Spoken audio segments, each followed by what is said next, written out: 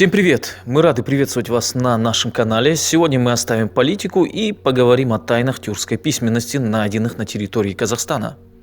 Ставьте лайки, подписывайтесь на канал, будет интересно.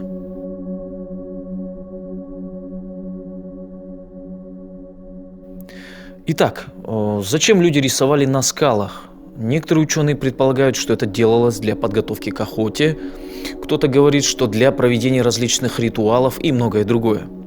Сегодня мы расскажем, как казахстанские ученые прошли путь от рисунков Тамгалы-Тас к развитию письменности у древних тюрков. Все началось с частного научного интереса, который проявил к наскальным рисункам близ Алматы доктор филологических наук Гайнетдин Мусабаев вместе с младшим научным сотрудником Хойшибаевым. На их деятельность в 60-е годы быстро обратил внимание первый президент Академии наук Казахской ССР Ханыш Сатпаев. Он предложил исследователям организовать экспедицию для изучения эпиграфических памятников на территории Казахстана. Целью исследований было найти ответ на вопрос, какие письменные памятники были у предков современных казахов. Ханыш Имантаевич сказал, что это дело имеет для него большой научный интерес, и что найти следы древней письменности на территории Казахстана лишь дело времени. Сатпаев продолжил оказывать мощную поддержку исследованиям. И в июле 1961 года, собрав научное руководство Казахской ССР, он заявил, что эпиграфические экспедиции надо проводить на регулярной основе, и его поддержали. Экспедиция была снаряжена, и ее участники выехали в ближайшие горные районы Алматинской области. В горах с помощью местных жителей, в первую очередь животноводов, чебанов и коневодов, были обнаружены наскальные изображения коз, моралов и других животных. Ученый Мусабаев предположил, что рисунки создали первобытные люди, жившие на современной территории Казахстана, которые только-только осваивали навыки приручения скота. Об этом свидетельствуют рисунки обнаженных людей без всякого орудия и общающихся друг с другом мимикой и жестами. Правда, вначале для нас представляла достаточную трудность сама техника практического изучения наскальных изображений, снятия с них копий, их эстампирования и фотографирования, что в последующем мы освоили, указывается в исследованиях Мусабаева. Также специалисты проследили и развитие рисунков. В дальнейшем на них появляются люди с примитивными луками. Изображены все животные, существовавшие на территории Казахстана. Но главное внимание уделяется козам. В докладе об эпиграфике Казахстана на научной сессии Академии наук 1980-81 годов Мусабаев заявил, что это свидетельствует о наличии у предков современных казахстанцев культа почитания коз, аналогичного таковому у шумеров-египтян. Участники эпиграфической экспедиции, изучив собранные ими материалы, считали, что в Алматинской области первоначальные изображения имеются в местности Тамгалы-Тас по реке Аш-Су в 170 километрах на северо-запад от Алматы. Это место было удачно выбрано древними скотоводами. Источник водопоя на берегу, пастбище для скота, отвесные скалы, где можно укрыться от непогоды. В первоначальных изображениях присутствуют животные и человек с отличительными признаками пола.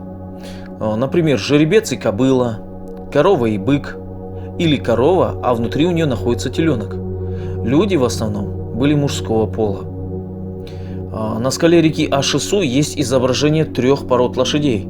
Первое – дикая лошадь. Ее отличает от современных лошадей наличие рога и нападающие на нее охотники. Второе – жеребец пытается напасть на человека, но к человеку-охотнику подоспевает его собака. И третье – это лошадь, но уже прирученная. Первобытные люди, жившие на нашей территории, вышли из пещер. Они состояли из общин. Они научились приручать животных.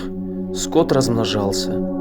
Однако стало не хватать пастбищ, и наступил падеж скота. Люди начали голодать. Некоторым пришлось отделиться от основного костяка и искать пригодные места для корма и выпаса скота.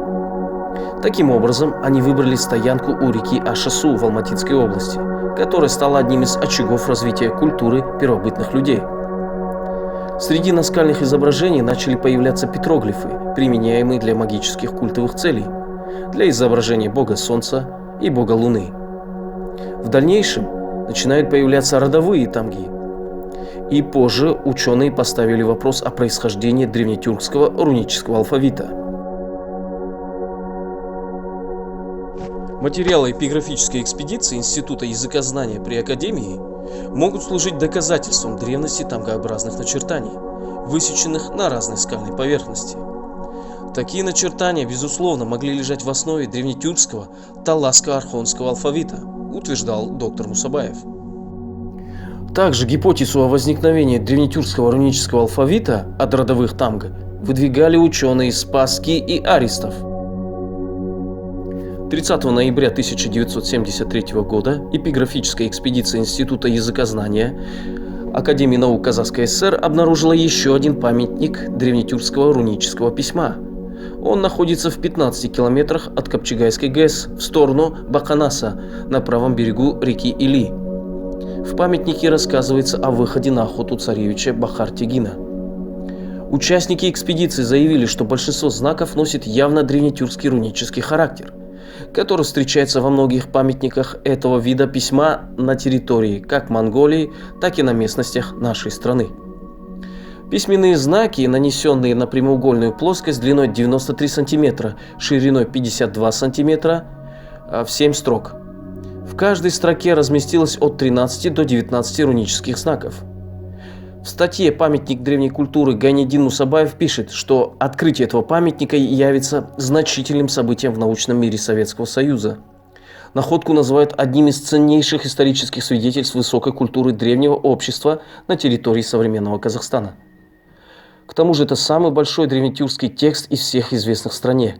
Более того, ученые смело предполагают, что южная часть республики, то есть Семиречье, в древние времена послужила одним из главных культурных центров, откуда и берет свое происхождение древнетюркский рунический алфавит.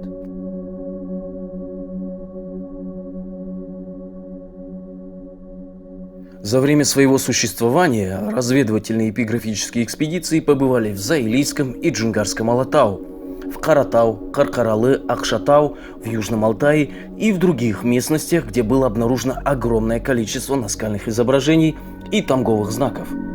Кроме того, найдено несколько памятников древней письменности. Это древнетюркские, древнетибетские, древнеуйгурские, древнемонгольские и арабские надписи. Небольшие тексты древнетюркской письменности обнаружены в виде эпитафий, высеченных на скалистой поверхности. В итоге нашими эпиграфистами собран большой материал по истории письменности, найденных на территории Казахстана. Они участвуют в сборниках по эпиграфике Казахстана, публикуются научные и популярные статьи.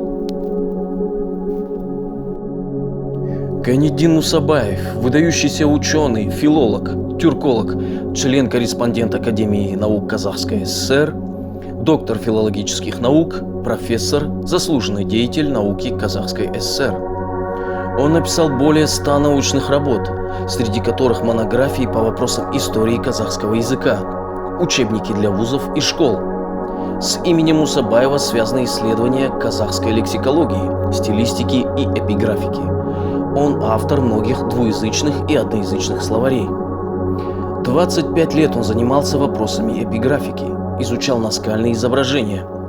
Он прошел Шыңғыстауские горы и горы Абралы в Семипалатинской области, Баянаульские горы Апаладарской области, горы Каркаралы и Каркаралинский район Карагандинской области, низовья реки Шу Жамбылской области с охватом горной цепи Жамбыл, Улан-Бель, Мойынқұм и горы Муғалжар, Кордайские горы, левобережье реки Сырдарья, Алматинскую, Кокшетаускую, Талдыкурганские области.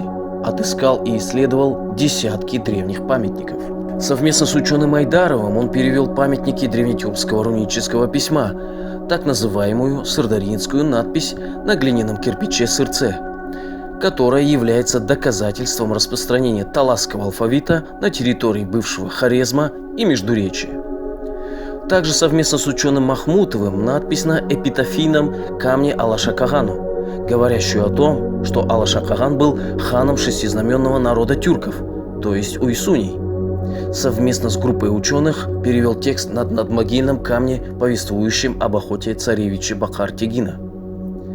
В экспедициях под его руководством обнаружены плиты с выемами для тогас-кумалак, плотницкое приспособление для выпрямления и сгибания дерева, загадочные подземные юрты в горах Каратау и многое-многое другое.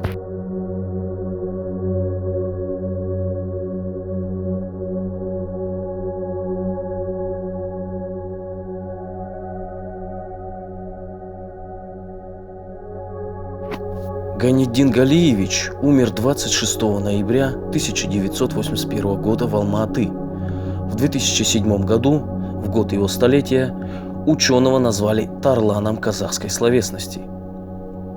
Это был некий экскурс в историю. Очень надеюсь, что помог вам открыть для себя новые страницы казахской истории. А тем, кого интересуют политические реалии современного Казахстана, очень советую канал Казах Family. Там автор открыто и детально освещает те или иные события, связанные с историей и политикой нашей страны. Ссылку я оставлю в описании. Спасибо за внимание. Всем пока.